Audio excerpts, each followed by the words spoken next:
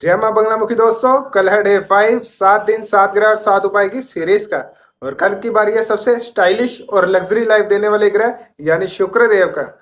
अगर ना आपका प्यार टिकता है और ना ही पैसा बचता है तो और चेहरे का ग्लो तो जैसे ही गायब है, तो समझो शुक्रदेव अशांत है। लक्षण सुनो, प्यार में प्रॉब्लम और ब्रेकअप डिवोर्स होना।